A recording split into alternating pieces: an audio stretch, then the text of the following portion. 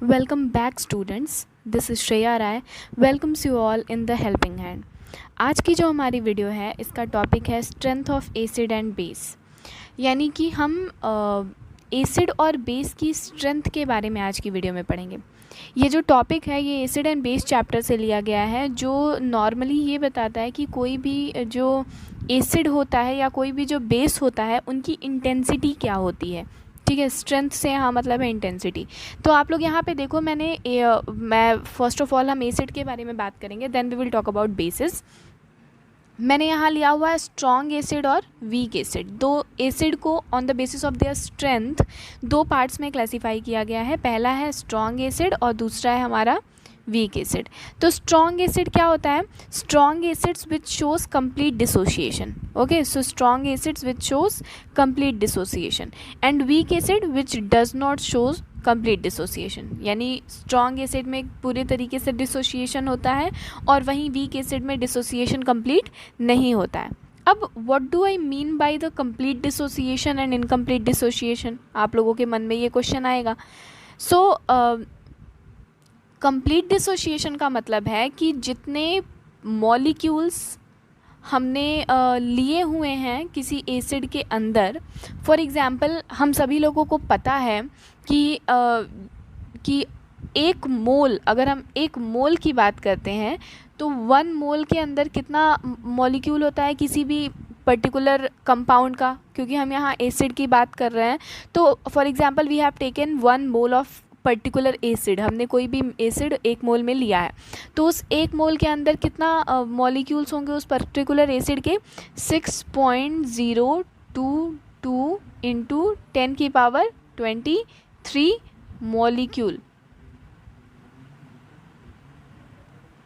यही होंगे ना। और ये क्या है? 1 mole is equal to Na यानी कि अवोगाद्रो नंबर। तो one for example we have taken 1 mole of any particular acid, और अगर रिएक्शन हमने 1 मोल का कोई एसिड लिया है और इस 1 मोल के एसिड को हमने डाल दिया किस में? एक्वस सॉल्यूशन में। एक्वस सॉल्यूशन का यहाँ बात क्यों आया? क्योंकि एसिड जो है वो आयोनाइजेशन तभी दिखाता है जब उन्हें एक्वस सॉल्यूशन में डालते हैं। जब तक एक्वस सॉल्यूशन में नहीं डाला जाए तब तक वो आयोनाइजेशन नहीं दिखाते हैं। तो अगर हमने इस 1 मोल ऑफ एसिड को एक्वस सॉल्यूशन में डाला और इसके बाद ये अपने पार्टिकल्स में क्लियरली डिसोशिएट हो गया, यानी कि इनके अंदर जो आयोनाइजेशन हुआ वो एकदम कंप्लीट हुआ। फॉर एग्जांपल एक एग्जांपल देके मैं आप लोगों को समझाती हूँ। जैसे मान लो कि हमने HCl लिया हुआ है, we have taken what? HCl with us. अब हमने क्या लिया है? HCl का 1 मोल लिया है। 1 मोल HCl यानी कि 36.5 U, 36.5 U ऑफ HCl हम लोगों ने लिया है हमारे साथ, और हमने क्या किया कि इस HCl को हमने क्या किया? एक्वस सॉल्यूशन में डाल दिया। कितना HCl था? 1 मोल ऑफ HCl था। अब ये HCl डिसोसिएट किस में होगा? HCl किस में डिसोसिएट होगा? H पॉजिटिव में और Cl निगेटिव में। ठीक है, तो अगर ये HCl H पॉजिटिव और Cl नेगेटिव में जो डिसोसिएट हो रहा है वो हाइड्रोजन जो टूट रहा है और साथ में क्लोरीन जो टूट रहा है, ये दोनों का अमाउंट उतना ही आए, यानी कि Na ही आए, यानी कि अवोगाद्रो नंबर में ही आए। मतलब 6.022 इंटू 10 की power 23 of H positive and 6.022 into 10 की पावर 23 ऑफ क्लोरीन आए, तो ये शो करता है कि यहाँ पे कंप्लीट डिसोसिएशन हो रहा है।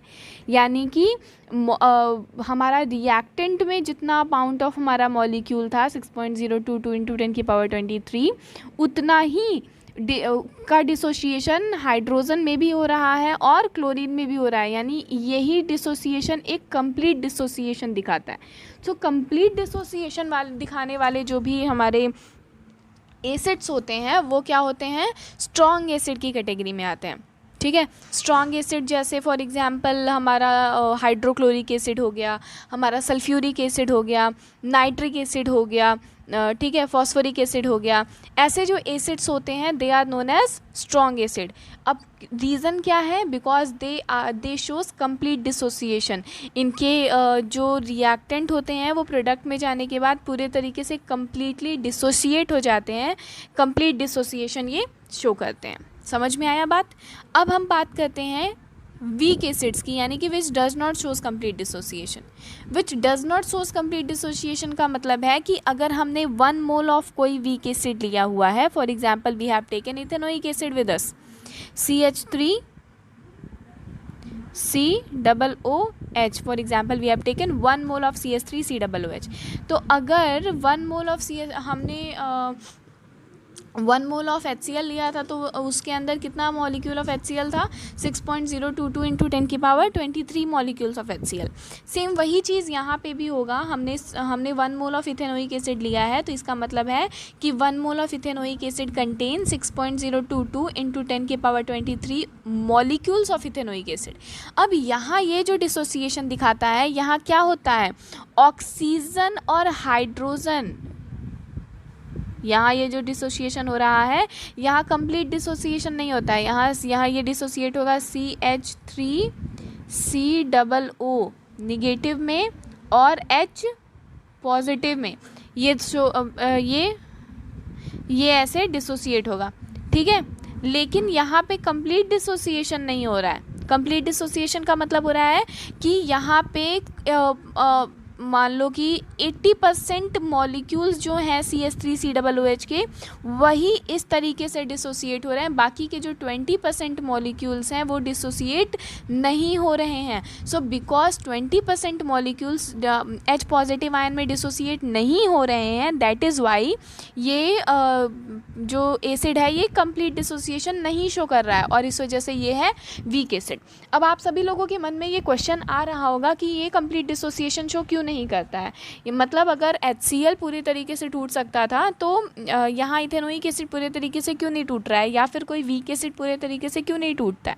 तो इसका रीज़न है कि weak acids contain carbon in them. ये सेकेंड प्रॉपर्टी है वीक एसिड और स्ट्रॉन्ग एसिड की, that strong acids they do not have carbon in them. वो इनऑर्गेनिक एसिड्स होते हैं, ठीक है। जितने भी सारे इनऑर्गेनिक एसिड्स होते हैं या जितने भी सारे मिनरल एसिड्स होते हैं, उन सबको हम स्ट्रॉन्ग एसिड के अंदर कंसीडर करते हैं। And inorganic acid does not contain carbon, ठीक है। वहीं जो ऑर्गेनिक एसिड्स होते हैं, they contain carbon in them. वो अपने साथ क्या कंटेन करते हैं, कार्बन कंटेन करते हैं, ठीक है। तो बिकॉज कार्बन, आप लोगों ने हाइड्रोकार्बन चैप्टर में पढ़ा होगा that carbon and hydrogen, these two have very strong bonding, they too have very strong force of attraction between them, ठीक है। बिकॉज इनके बीच में जो शेयरिंग का प्रोसेस होता है, जो शेयर करके ये दोनों एक दूसरे के साथ एक बॉन्ड का फॉर्मेशन करते हैं, उस शेयरिंग बॉन्ड की वजह से, उस कोवेलेंट बॉन्ड की वजह से इनका जो बॉन्ड होता है वो बहुत ज़्यादा स्ट्रॉन्ग होता है, जिसकी वजह से ये आसानी से डिसोसिएट, ये आसानी से एक दूसरे से अलग नहीं होते हैं। And because of the presence of this carbon in organic acids, ये कार्बन हाइड्रोजन को ईजिली अपने से अलग नहीं होने देता है, जिसकी वजह से पूरे तरीके से डिसोसिएशन नहीं होता है, इनकम्प्लीट डिसोसिएशन होता है। और अगर हल्का सा भी, फॉर एग्जांपल अगर 5% भी या 10% भी हमारा एसिड पूरे तरीके से डिसोसिएट नहीं हुआ है, तो हम उसे स्ट्रॉन्ग एसिड नहीं बोलेंगे, we will consider that acid in weak acid. तो अगर स्ट्रेंथ के, एसिड की स्ट्रेंथ की बात करें, तो acids are classified into 2 parts, one is strong acid and other one is weak acid. Strong acid जो होते हैं, they shows complete dissociation, whereas weak acid shows incomplete dissociation. Strong acids are inorganic acids, mineral acid, they does not contain carbon, whereas weak acids are organic acids, they contain carbon in them. Okay, ये तो बात रही हमारे acid की। अब हम बात कर लेते हैं बेस की। ओके, अब हम लोगों ने बात कर ली थी कि एसिड्स जो होते हैं उनका क्लासिफिकेशन किस तरीके से हुआ है स्ट्रेंथ के कैटेगरी में।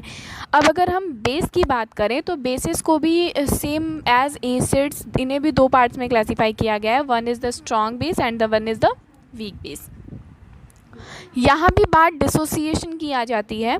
ऐसे बेसिस जो कंप्लीट डिसोसिएशन दिखाते हैं, यानी कि अपने आयंस में पूरी तरीके से आयोनाइज हो जाते हैं, डिसोसिएट हो जाते हैं, they are known as strong base, whereas those bases which does not show complete dissociation, जो पूरी तरीके से डिसोसिएट नहीं होते हैं, वो जो पार्शियल डिसोसिएशन या इनकम्प्लीट डिसोसिएशन शो करते हैं, ऐसे बेसेस जो होते हैं वो वीक बेसिस कहलाते हैं। स्ट्रॉन्ग बेसिस जैसे हमारा सोडियम हाइड्रोक्साइड हो गया, पोटेशियम हाइड्रोक्साइड हो गया, मैग्नीशियम हाइड्रोक्साइड हो गया, ये सब हमारे स्ट्रॉन्ग बेसिस हो गए।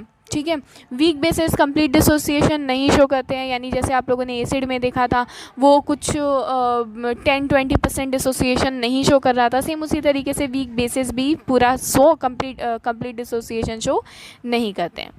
तो ये पूरा वीडियो आपके लिए था कि एसिड और बेस की स्ट्रेंथ को हम कैसे कैटेगराइज करें, on the basis of their strength हम एसिड और बेस को कैसे क्लासीफाई कर सकते हैं। ठीक है, so that's all for today's video, thank you so much.